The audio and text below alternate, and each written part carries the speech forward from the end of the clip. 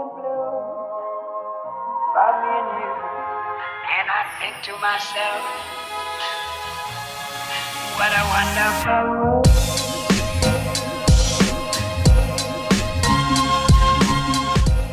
Hello beautiful people, and welcome back to my YouTube channel. If you're a returning subscriber, hello again. If you're new here, feel free to subscribe to me and check out my previous videos. So today I'll be doing the 3 marker challenge using the Ohuhu 24 pack colorful markers.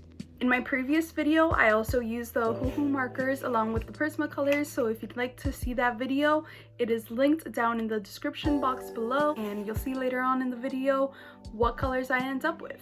Wish me luck! So for this video, I'll be using the Pigma Microns in the size 01, 05, and 08, and I'll use these to line the piece. I'll also be using the Kimberly 2H graphite pencil, the pink eraser, this new sharpener, which I'll link down below, an aluminum cutter, and my Ohuhu markers. And I'll be using the Strathmore Sketch as usual to draw. So I put all the Ohuhu markers in this white bag and took out the colorless blender since I'm thinking it's colorless. I can probably still use this and comply with the rules. And the first color that I took out was the number 81, this royal purple color, which is actually one of my favorite markers in this pack, so I was very happy. The next one I pulled out was 56, which is also my favorite number, and it's this nice seafoam aqua color. And the last one is either 6 or 9. I can't tell if it's upside down, but it's a hot pink. And let's get started and do some swatches. So when swatching, I usually do a line, a couple dots, and then a thick swipe of the chisel nib part of the marker. And I'll continue doing this for a while with the 3 main colors, and then later try to blend them with the colorless blender. But I realize it's not good for blending between colors. It just kind of makes it lighter, which I wasn't really expecting because I've never used the colorless blender, which is probably surprising to most. But this would be the first time that I would use it, and it didn't work for what exactly I wanted it to do. So I just ended up blending normally between the markers together and not really using the colorless blender as a blender, but using it as a highlight for most of the work.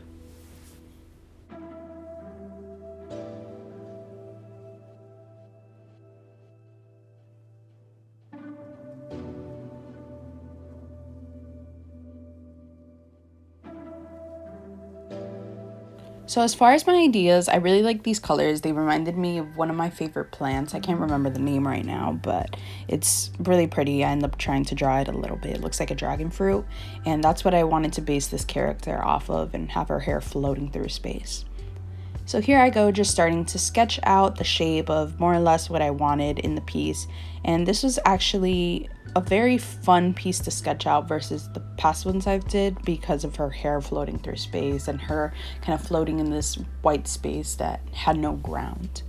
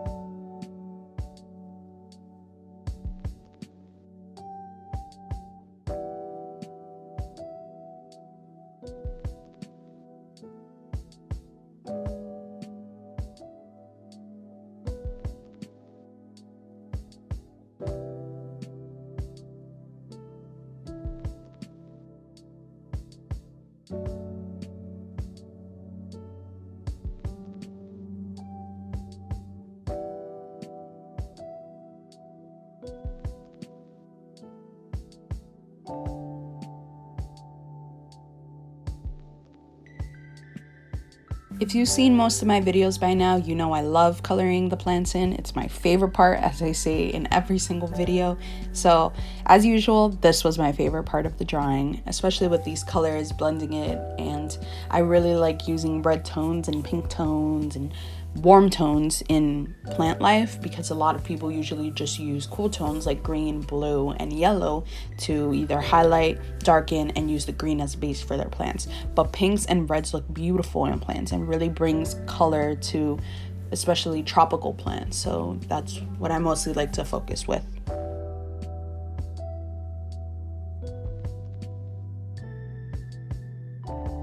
So in all honesty, I just got lazy drawing the eyes, so I just ended up filling those in with the aqua marker and just shading with it, as well as the pink marker later on.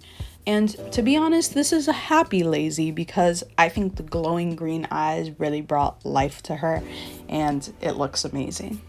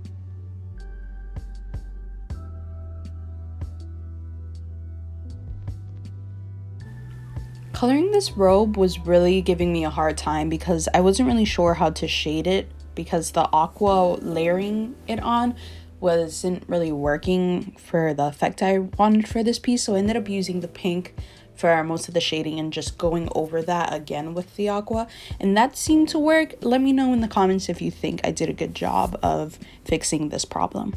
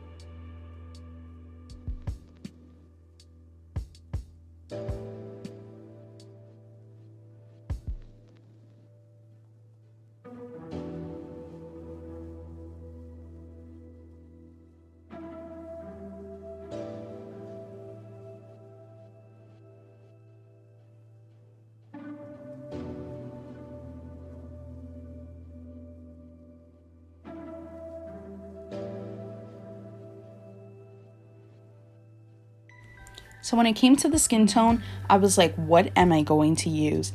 And then a happy accident happened where I had the colorless blender on the pants and I touched her shoulder and I was like, oh my gosh, it makes this really pretty light pink. So I just ended up using that. I'm not sure if that's against the rules, like I said earlier, but I'm hoping it's not because I think it looks great. So I tried that technique again with the hair and I hated it. And hate is a very strong word, but I really didn't like this hair with just like this white weird look against the background. It just didn't look good at all. So I ended up scratching that, and I did not want to work with this color for her hair.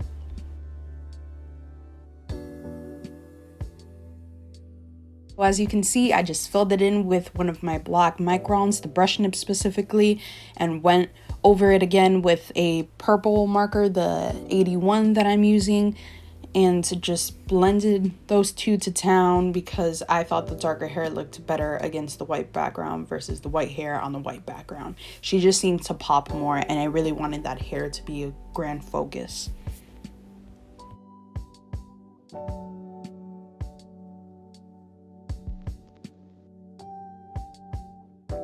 So as you'll see in a bit, this is a really cool trick I found where if you use a jelly roll on wet markers, it lifts a little bit of the color. So instead of the pen just being full white, it becomes a light purple. So you'll see when I back out my hands, the pen starts turning a little bit of a lilac purple. There we go. And it just looks amazing and it brings a great color. But as soon as you use it on other things, that purple is off of the marker. So it's a great way to get a different tone if you are limited to only a certain amount of colors.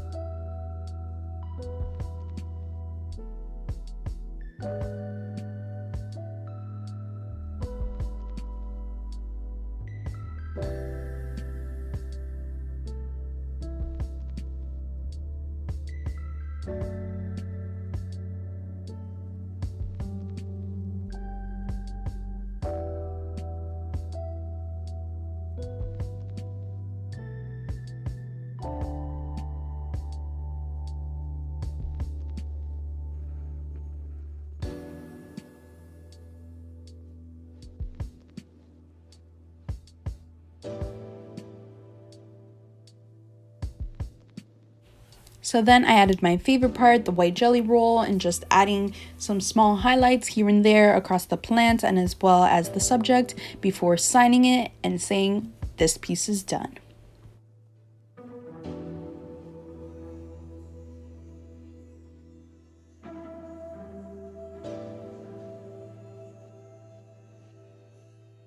I hope you all enjoyed this video and this art piece, and feel free to check my links down in the description box. Follow me on Instagram, check out my Redbubble shop, my Etsy shop, and other links that I have down below. And you can make a donation if you'd like to support my art funds. And other than that, thank you for watching. Remember to like, comment, share, and subscribe, and I'll see you next time.